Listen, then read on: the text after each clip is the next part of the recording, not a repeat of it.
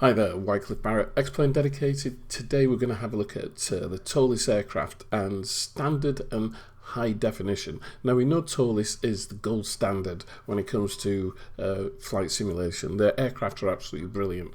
They produce, when you're buying a Toliss aircraft, you get a standard one and you get a HD one. And I've been wondering for some time, what is the difference? And so that's what we're going to look at today. I filmed a standard aircraft, I think the A320, and I've also filmed a HD one. So let's see if we can see the difference. So here we are in the standard cockpit, and immediately, you know, what do we see? I mean, it looks really good. I'm just scrolling past here and trying to pick out things that, you know, may show some differences. I mean, this texturing up here along that edge of the MCP and underneath here. I mean, if there's going to be a difference between standard and HD, it might be on that bit, and some of the parts as well. Looking at the texturing around some of the panels and also the text. I mean, it's very much what we've come to expect with X-Plane, is that you can zoom in and everything stays the same, remains crisp, sharp. Just having a look around the panel here and see if we can find any markings. Yeah, I mean, around the flat levers, there's some kind of discoloration there on the panel. So is that going to be sharper or more defined in the HD version? That's what we need to figure out. So this is the standard version, and as you the viewer, I want you to look at this and think, you know, have a look at what you're seeing. One thing I did notice is like all the switches, they've all got that same scratch down the side there. See that black line? It's the same on all of them, which I'd never noticed before, and it wouldn't be the same in real life. You know, they'd all wear differently. See, excuse me. Even on the wiper switch there, that scratch is the same. Zooming in, and looking at some of that's not a complete circle. So it might be interesting to see if it is a complete circle in the high def version.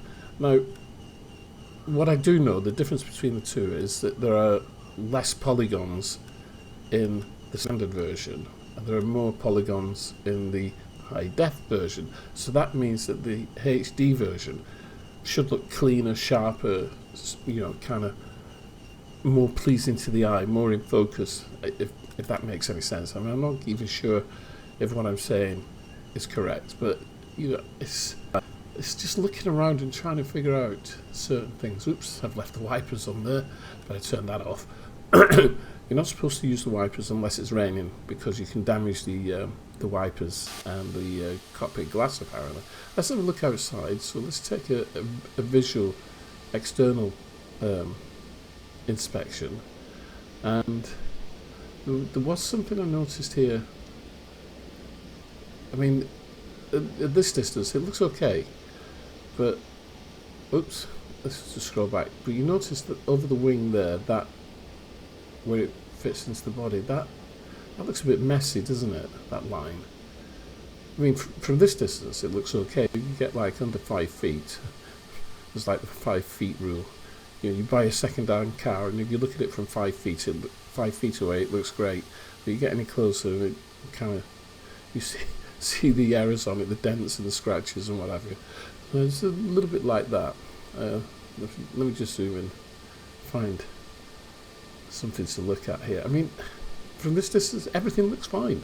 You know, I haven't got a problem with this. I fly the standard. I've flown the standard for quite some time on my old machine. And I've just started flying the HD one on my new machine, and you can read all that. Yeah, I mean, the closer you get, actually, the more in focus it becomes on that particular bit. But that look, you know, the aircraft looks fine. There's nothing wrong with that. It looks okay to the eye. Nothing wrong at all. I'm quite happy with that. It'd be interesting to, you know, when we get to the HD version, what that looks like.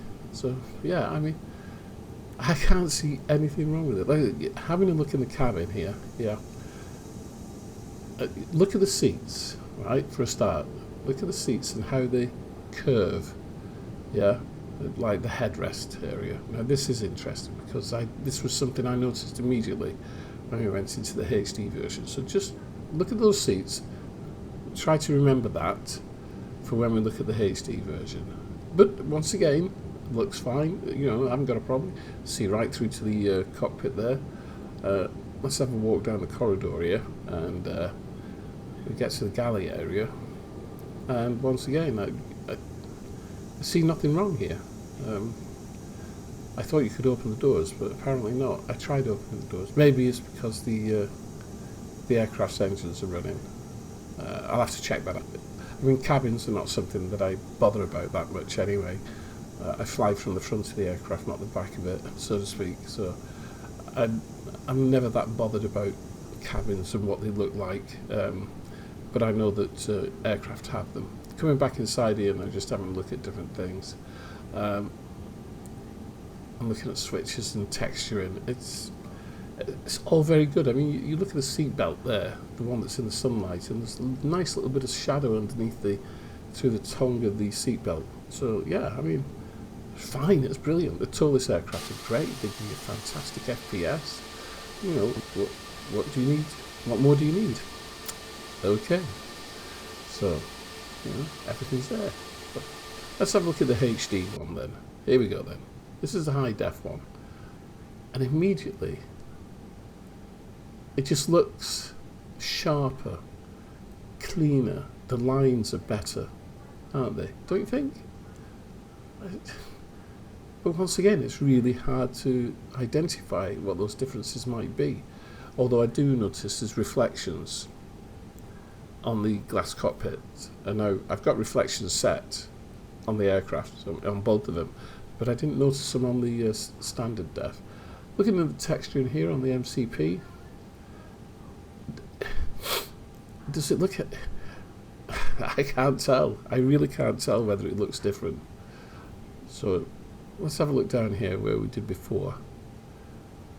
You know, all those markings and scuff marks and wear and tears, all the scratches on the switches are in it's the exact same scratch.